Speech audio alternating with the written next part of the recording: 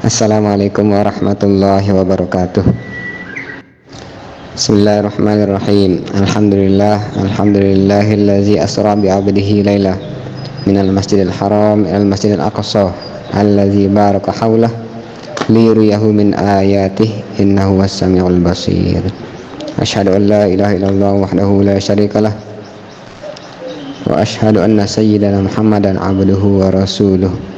Allahumma salli wa sallim wa barik ala sayyidina Muhammad wa ala alihi fil awwalin wal akhirin wa fil ma'ila ala ila yaumil qiyamah. Amma ba'da, ayyuhal mu'minun, usikum wa iyaya bitaqwallah faqad fazal muttaqun.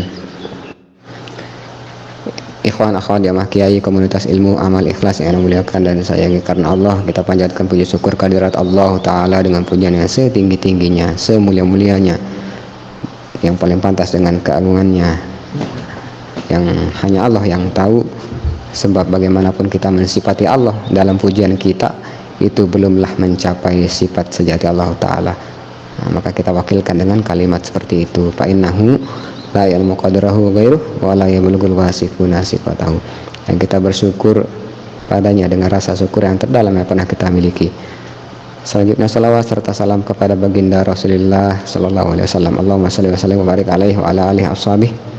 Semoga Allah izinkan kita memandang wajah beliau, bertemu beliau semasa kita masih hayat di dunia, terlebih nanti di akhirat dipertemukan dengan beliau, diberikan syafaat, diizinkan mendapatkan syafaat, dipertemukan dan didekatkan dengan beliau. Amin amin amin rabbal alamin.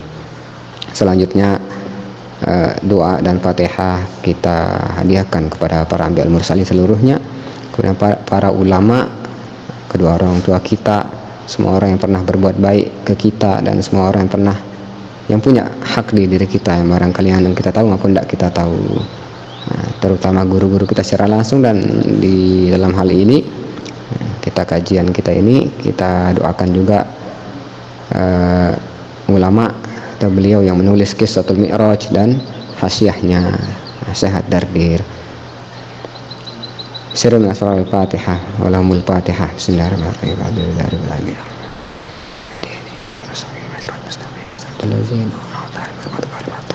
Amin. Bismillahirrahmanirrahim. Qala al-mu'allif rahimahullah tabaraka wa ta'ala wa nafa'ana wal muslimin bihi wa bi ulumihi fid dharain amin. Falamma jawazahu baka, tatkala beliau sudah melewatinya dia menangis. Beliau Nabi Muhammad melewati Nabi Musa, tiba Nabi Musa menangis. Sampai itu kemarin ya. Kemarin di kajian sebelumnya udah disampaikan kenapa beliau menangis. Ternyata bukan karena mikiri diri sendiri, jauh-jauh lah beliau dari sifat iri dengki atau dendam atau apa ya. Ternyata memikirkan umat beliau. Kemudian Nabi Musa melanjutkan kata-kata beliau setelah menjelaskan kenapa beliau menangis. Wa yaz'umu banu Israil anni akramu bani Adam 'ala Allah, ya. Wa yaz'umu banu Israil, Bani Israil ngira anni akramu bani Adam, akulah semulia-mulianya Bani Adam 'ala Allah, bagi Allah Ta'ala, ya. Itu beliau dituduh seperti itu. Tuduhan pujian yang berlebihan. Itu sebenarnya yang buat beliau menangis. Tapi kalau kita kan beda ya, para anbiya mursalin itu syarat, kisah-kisah beliau itu syarat akan hikmah dan pelajaran. Tidak kayak kita ya, misalnya kita ahli komputer ya, ahli komputer baru bisa hapus virus, kita udah disebut hacker. Wah, hacker keren, merasa senang, bangga kita ya. Atau kita di bidang komputer baru keahlian kita baru 7, kita dipuji 10 atau 9, kita malah bangga. Itu kita ya, kelas-kelasnya kita. Nabi Musa malah sedih karena itu. Setelah beliau menjelaskan itu, wa hadza rajulun min bani Adam, kata beliau, ini sedangkan udahlah umatku memujiku seperti itu, sedangkan wa hadza rajulun min bani Adam, dan ini seorang laki-laki dari Bani Adam. Beliau menyebut Nabi Muhammad seorang laki-laki ya. Itu narasi beliau di situ. Yang mana khalafani fi dunya, dia membuntutiku di dunia, artinya dia di belakangku. Khalafani artinya mengiringiku. Orang ngiring itu pasti lebih utama yang duluan. Jadi di dunia, semasa di dunia Nabi Musa lebih senior, lebih dulu diutus Allah, lebih dulu dilahirkan dan seterusnya. Nabi Muhammad belakangan gitu. Akan tetapi wa ana fi ukhra, kata beliau. Jadi khalafani fi dunya wa ana fi ukhra, artinya khalaftuhu fi ukhra, ay fil akhirah. Nah, dia Nabi Muhammad SAW, beliau menjadi pengiringku di dunia, sedangkan aku nanti di akhirat. Jadi aku kalah kalau di akhirat. Aku cuma menang duluan, terdepan di dunia, tapi nanti yang terdepan beliau di akhirat. Ya, seperti itu kata beliau. Kemudian puncak dari kesedihan beliau, kalau annahu fi nafsihi lam ubali, kata beliau. Andaikan itu pada dirinya saja, pada dirinya sendiri, lam ubali, aku tidak peduli, tidak masalah ya, aku tidak insecure. Walakin ma'ahu ummatuhu, akan tetapi bersamanya umatnya, sama dia ya. Jadi nanti di akhirat mereka yang terdepan. Jadi kalau Nabi doang, beliau saja Nabi Muhammad, dirinya saja yang terdepan, lam ubali, aku tidak peduli. Walakin ma'ahu ummatuhu, akan tetapi dia bersama umatnya. Khair, itu sampai di situ kalam dari Nabi Musa. Khair, tinggal penjabarannya, disitulah tampak hikmah-hikmah dari penjelasan ulama. Kemudian ada beberapa kata yang kemarin ana masih berhutang, biar tuntas ya kajian Hasih Ad-Dardir. Mudah-mudahan Allah memberikan keberkahan dan menancapkan di hati kita cinta akan sholat. Pada intinya kan ini ibrah tentang mi'rajnya Nabi menerima perintah sholat. Arahtu, kata-kata arahtu nanti buat yang ini mungkin nyampein ke murid-muridnya kelak ya nanti. Kata-kata arhatun itu kan kemarin kita maknai kabilah, sekelompok kecil dari kabilah, tidak sampai sebesar kaum. Itu kata-kata arhatu itu asluhu madunal asyrah, aslinya itu menurut asal usul bahasanya itu madunal asyrah, itu di bawah 10, jadi sekelompok orang di bawah 10, yang mengandung makna asyamilu lil wahidi, termasuk di situ makna bahwa kalau satu, bisa jadi Nabi yang tampak ketika itu hanya satu orang bersamanya dari kaumnya, mungkin keluarganya atau apa ya. Yang jelas kalau roh itu bisa bermakna satu, di bawah 10 pokoknya ya, termasuk satu juga di bawah 10 kan. Yang jelas ada, bukan 0. Khair. Kemudian apa kata beliau, wala al muradu al jamaatul qalilah. Dan barangkali ini kemungkinan besar tidak mungkin satu orang ya. Al murad yang dimaksud itu adalah al jamaatul qalilah, sekelompok kecil, jamaah kecil. Nah, jadi sekampung lah ya kira-kira ya. Ada nabi, kemudian bersama para nabi-nabi yang tampak waktu itu beserta sekelompok kecil, kelompok kabilahnya begitu ya. Sedangkan yang lain itu beserta kaumnya yang sangat banyak, yaitu Nabi Musa alaihissalam. Nah, sebelumnya ada kata bisawadin azim. Ini ada sensitivitas di sini ya, masalah sawadin azim ini antara malaikat Jibril dengan Nabi Muhammad SAW. Peka malaikat Jibril ya. Jadi beliau melihat sawadin azim, kehitaman yang besar. Apa artinya? Ay jama'atun katsirah, jamaah yang banyak. Jadi kelompok manusia yang banyak, jamaah manusianya. Tura minal bu'di kasawad, itu dilihat dari kejauhan, kasawa seperti hitam ya. Kalau orang kumpul banyak dari kejauhan, kepala mereka hitam, tampaklah kehitaman dari jauh. Likasratihim, karena banyaknya mereka. Nah, setelah Nabi SAW bertanya kan, itu umatnya Nabi Musa alaihissalam, maka berkatalah malaikat Jibril. Barangkali setelah itu Nabi Muhammad SAW agak tertunduk. Nah, beliau tidak ngelihat lagi. Apa kata malaikat Jibril? Irfa ra'sak, hai Nabi, angkatlah kepalamu. Lihat lagi gitu, lihat dong. Itu lihat tuh, seperti itu kira-kira ya. Peka malaikat Jibril ini. Kenapa malaikat Jibril berkata begitu? Istidrakun, itu untuk ngasih tahu. Lidab ima asahu, untuk mencegah kemungkinan beliau. Kemungkinan apa? Ayyaka api zihni alaihi wassalam. Jadi nanti muncul dalam benak beliau, dalam hati beliau. Apa yang muncul dalam hati beliau? Annahu aktsaru ummatan minhu, bahwa dia Nabi Musa lebih banyak umatnya dibanding beliau. Au yusawihi, atau menyamainya. Nah, jadi nanti malaikat Jibril ini peka banget ya, sayang sama Nabi. Nanti takutnya Nabi mikirnya, kok umat Nabi Musa tuh banyak banget, aku mana umatku begitu ya. Padahal dalam hadis kan, kalau tidak salah dalam masalah pernikahan kita disuruh menikah beranak banyak-banyak. Nah, sebab aku berbangga dengan banyaknya umat, kata Nabi kan dalam hadis. Nah, ini ceritanya kok Nabi Musa banyak banget umatnya. Dengan begitu nanti dikhawatirkan payak bituhu ala zalika, maka beliau mencemburi hal itu, cemburu beliau nanti kan, insecure gitu ya. Maka itulah malaikat Jibril bilang, lihat dong, lihat.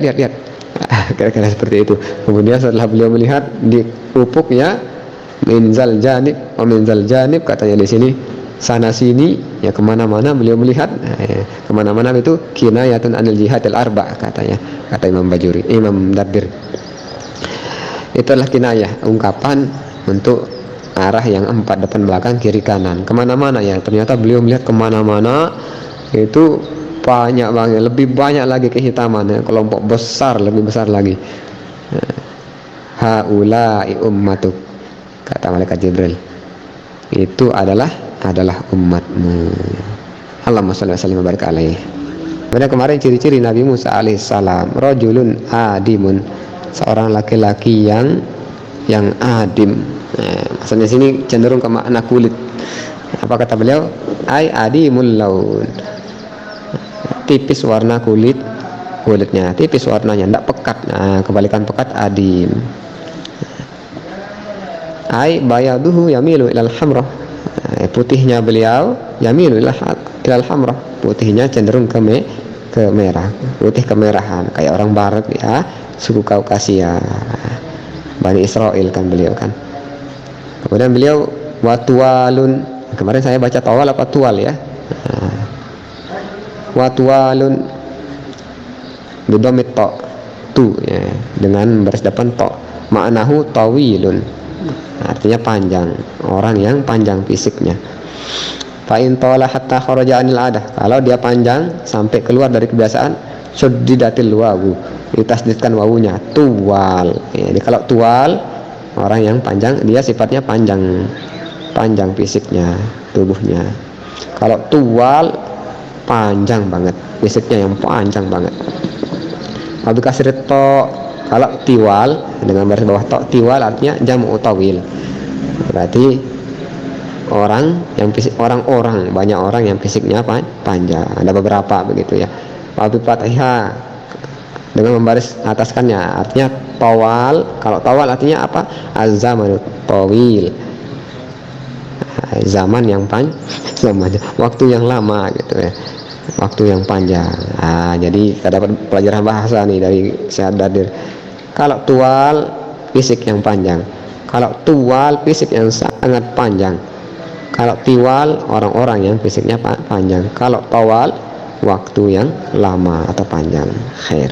Nah, masih tentang Nabi Musa, beliau mirip seperti min rijali Syanu'ah, dari laki-laki kaum Syanu'ah. Bi fathis sin il mu'jamah sya, wa dhammin nun syanu, wawawin sakinah, wa umati syanu, panjang jadinya. Kemudian ba'daha hamzah syanu. Dalam kamus sudah jelas ya. Ismu qabilatin, nama qabilah minal Yaman, dari Yaman.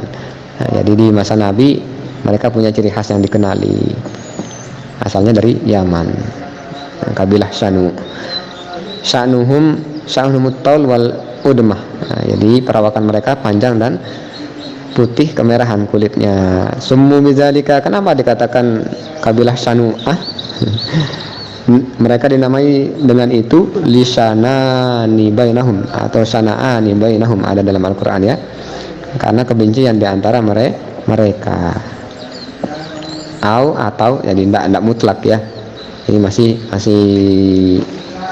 hipotesis saja maksud beliau ya. Li'anna sanu'ata lak, li'anna sanu'ata, karena sanu'ah itu laqabu jaddihim, itu julukan kakek moyang mereka begitu. Memang dijuluki seperti itu. Siapa beliau? Kakek moyangnya Abdullah bin Ka'ab bin Abdullah bin Malik bin Nadri bin Azdin, di fathil hamzah wa sukun, Azdin ya, sukun zai. Itu nama beliau, memang dijuluki Syanu'ah, itu lakopnya beliau. Kakek moyang mereka. Wakilah, dan katanya juga ada pendapat, luki babizalika, dijuluki seperti itu lisanuihi aibu dihi minal adnas, karena mereka benci atau anti, mereka jauh-jauh itu dari adnas, dari kotor-kotoran. Jadi pembersih berarti maksudnya kan, fahum khairun nasi hasaban, maka mereka ini kalau mengikut pendapat terakhir ini, maka mereka, kata beliau, khairun nasi hasaban, sebaik-baik manusia dalam hal keturunan, ras lah begitu ya. Memang di bagian ini banyak penjelasan beliau ya tentang Nabi Musa, karena ikonik banget Nabi Musa ini. Jadi, selain Nabi Isa dan Nabi Yahya kemarin tentang nasab mereka, hubungan mereka, kerabatan mereka antara Nabi Yahya dan Nabi Isa, di sini Nabi Musa banyak dijelaskan. Satu lagi asy'aru, masalah rambut beliau yang banyak rambut, keras pula rambutnya. Dan nafiza sya'ruhu, niscaya tembuslah rambutnya, ai la kharika saubaini, maka niscaya pecah rusak. Nah, dia tembus sudah ya. Dua pakaian yang dipilih dipakai, jadi beliau kalau pakai baju dua tembus juga dia, wa kharaja minhuma liquwwatihi, keluarlah rambut itu saking kuatnya rambut tersebut. Walam yas'al anhu, dan Nabi tidak bertanya ke beliau, jadi tidak nanya man hadza, jadi beliau tidak bilang begitu. Li'annahu arafahu ma'a qaumihi kama sabaq, karena beliau sudah tahu beliau beserta kaumnya sebagaimana yang udah lewat.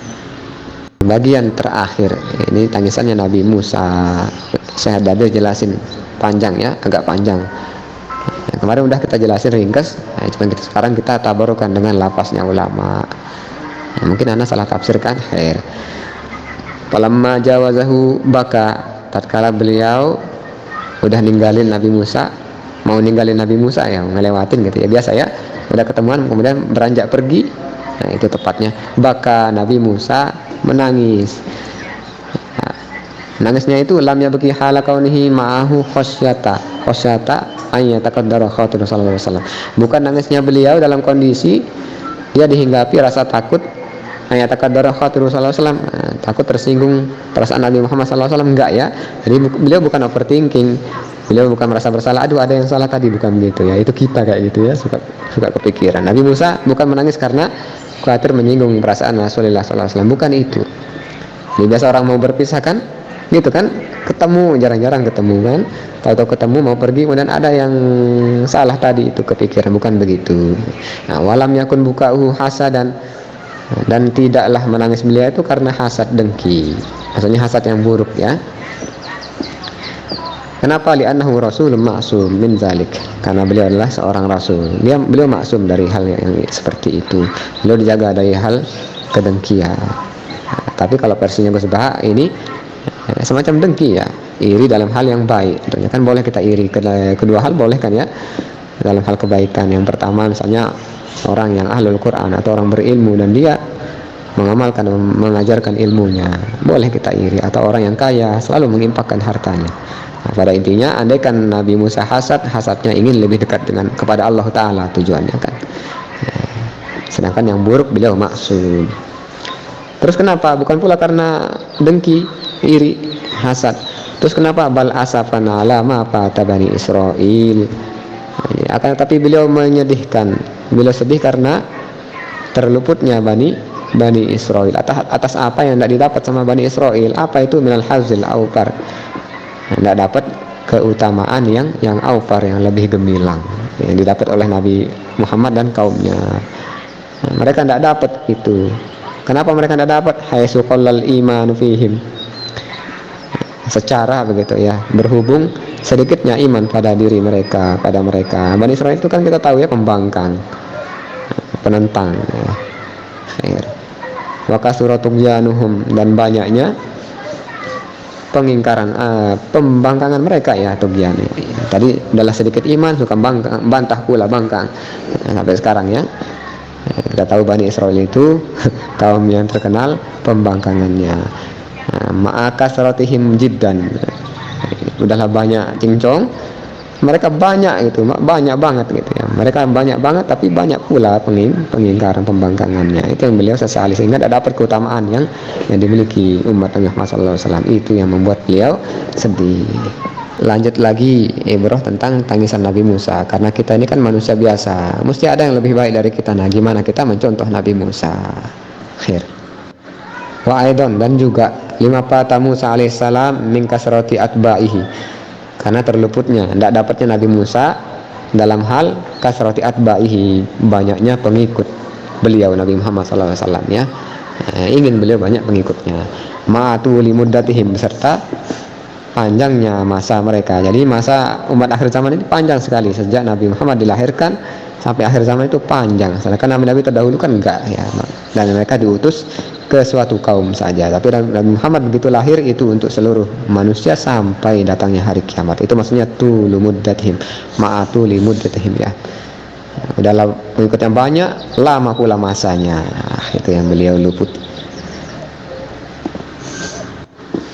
Walamma qalu, dan tatkala mereka berkata, siapa yang berkata? Bani Israil maksudnya. Walamma qalu fihi annahu aksaru tab'an ma'anahu fil waqi' laisa kadzalik. Tatkala Bani Israil itu berkata bahwa Nabi Musa itu paling banyak pengikutnya, itu yang dikatakan oleh Bani Israil, umat Bani Israil. Ma'anahu fil waqi' laisa kadzalika. Bersamaan padahal dalam kenyataannya fil waqi' ya, yang terjadi itu laisa kadzalik, tidak seperti itu. Jadi Bani Israil itu mengira Nabi Musa yang paling banyak umat, memang yang beliau yang terbanyak setelah Nabi Muhammad ya. Kelihatan dari banyaknya ya, hitam-hitam tersebut. Tapi al-waqi' laisa kadzalik, yang terjadi yang sebenarnya tidak seperti itu. Tawasafuhu bima lam yakun fil waqi'. Jadi mereka Bani Israil itu mensifati beliau Nabi Musa dengan sifat yang tidak ada pada kenyataannya. Itu yang buat beliau menangis ya, banyak hal ya. Wal buka, dan tangisan itu ala qawatil huzuzil ukhrawiyah, atas terluputnya, tidak dapat keutamaan ukhrawiyah, sunnatan muttabi'atan. Ini sunnah yang umum, muttabi'ah. Afil haqiqah, dan pada hakikatnya innama yubkihi ittihamuhu ya. Itu wajar sebenarnya kita nangis karena terluput perkara yang ukhrawi. Itu biasa ya, sunatan mutabiatan. Dan jadi sebenarnya kata beliau Syekh Dadir, innama yubkihi ittihamuhu bima laysa bihi. Jadi yang membuat beliau menangis, yang menangiskan beliau, ittihamuhu, beliau dituduh, tuduhan terhadap beliau bima laysa bihi, dengan apa yang tidak ada di diri beliau. Beliau disangka paling mulia, paling banyak umatnya, ternyata tidak. Kama yadullu ala kalamihi, seperti yang ditunjukkan oleh kalam beliau Nabi Musa. Jadi za'amu, kata di situ kan, za'amu Bani Israil ya. Bani Israil mengira begitu, ternyata tidak begitu. Khair. Selesailah masalah tangisan. Sekarang ada kata-kata Nabi Musa mengatakan gulam kepada Nabi Muhammad. Apa maksudnya? Apa kata Nabi Musa masalah gulam? Kenapa beliau menggunakan kata-kata gulam? Kenapa beliau memilih kata-kata itu untuk memuji? Itu kata-kata pujian ya. Anak baru kemarin, bahasa kita ya, itu malah pujian. Laisa qauluhu gulaman ila akhir ala sabil tangsis. Bukanlah kata-kata gulam sampai akhir dan seterusnya itu untuk tujuan menunjukkan kekurangan. Tangkis itu mengkurangkan ya, nyacat lah kalau bahasa kita ya, bukan mau menyebut kekurangan Nabi Muhammad, bukan. Bal ala sabilit tanwih bi qadratillah taala, akan tapi untuk memuji, sindiran, kata-kata kinayah ya, untuk menunjukkan bahwa itu beliau memuji atas kuasanya Allah taala. Gimana gambarannya? Haitsu atas shagir malam yutil kabir fis sinni. Jadi sehubungan Allah itu kan ngasih ke yang lebih kecil umurnya, belakangan lahir ya, lebih kecil di sini dalam hal umur. Yang kecil ini dikasih apa? Malam yutil kabir, yang tidak dikasih ke yang besar. Misalnya kita punya anak, ibrah aja ya, Allah tidak punya, tapi contoh aja.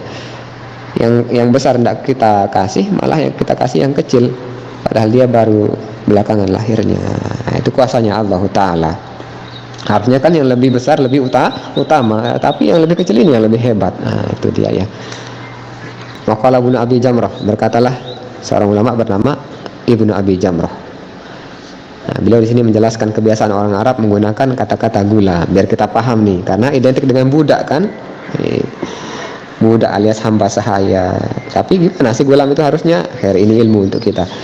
Al-Arabu, kata beliau, Al-Arabu innama yutlikuna 'alal mar'i gulaman. Nah, orang Arab bahwasanya mereka memutlakkan, jadi menggunakan kata gulam untuk seseorang itu secara mutlak, artinya konteksnya umum. Nah, jadi kalau orang tiba-tiba bilang gulam, tidak ada konteks, ya tidak ada embel-embel, bukan dalam masalah perbudakan, bukan dalam masalah tenaga kerja, bukan dalam masalah bisnis, pokoknya gulam gitu ya, tidak ada embel-embel, tidak ada konteksnya, gulam disebut seseorang itu gulam, maka itu gimana? Iza kana sayyidan fihim, kalau anak tersebut, si bocah tersebut adalah junjungan di antara mereka, jadi anaknya orang besar lah begitu ya, maka orang Arab mengatakan gulam.